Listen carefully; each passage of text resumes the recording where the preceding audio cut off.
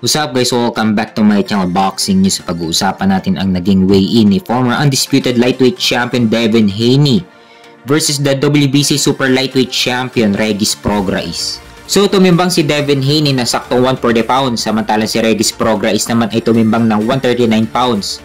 Pares pasok sa 140 pounds limit ng super lightweight division, kaya naman tuloy na ang laban nila mamaya. Nakataya ang WBC super lightweight title ni Regis Prograis. Ito ang unang laban ni Devin Haney sa super lightweight division. Naging undisputed champion na si Devin Haney sa lightweight division. At ngayon susubukan naman ni Devin Haney na maging champion sa dalawang division.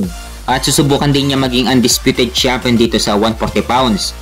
Itong laban niya kay Regis Prograis ang unang hakbang ni Devin Haney para makuha ang WBC super lightweight title. At kung manalo si Devin Haney, 3 champion pa ang kailangan niyang baklasin para maging undisputed champion sa super lightweight division. Nandyan si Teofimo Lopez na may hawak sa WBO super lightweight title. Nandyan din si Rolly Romero na may hawak sa WBA super lightweight title. At nandyan din si Subriel Matias na may hawak sa IBF super lightweight title. So panigurado may hirapan si Devin Haney kay WBO super lightweight champion Teofimo Lopez at kay IBF super lightweight champion Subriel Matias. Naging former unified lightweight champion itong si Teofimo Lopez.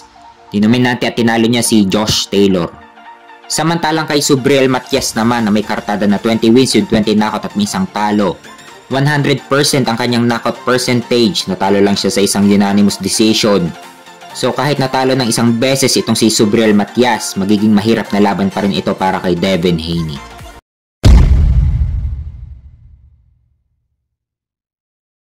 Sa kabilang banda naman, binakante na rin ni Devin Haney ang kanyang mga titulo sa lightweight division. So opisyal na sa 140 pounds super lightweight division na mangangampanya si Devin Haney. So ano-ano ang mga mangyayari sa mga titulong binakante ni Devin Haney? Unahin natin sa WBC, nakuha ni Shakur Stevenson ang bakanting WBC lightweight title. Matapos talunin si Edwin De Los Santos via unanimous decision.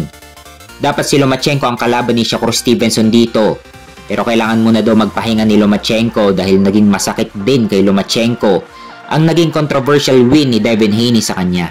At dapat si Frank Martin din ang naging kalaban ni Shakur Stevenson, kaso bigla namang umatras itong si Frank Martin. Kaya si Edwin De Los Santos ang naging kalaban ni Shakur Stevenson. Pagdating naman sa ibang titulo, hindi pa huli ang lahat para kay Vasily Lomachenko dahil number 1 contender siya sa WBO lightweight title.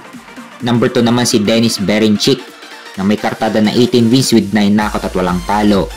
At pagdating naman sa IBF, number 3 si Lomachenko at number 2 naman si George Kambosos.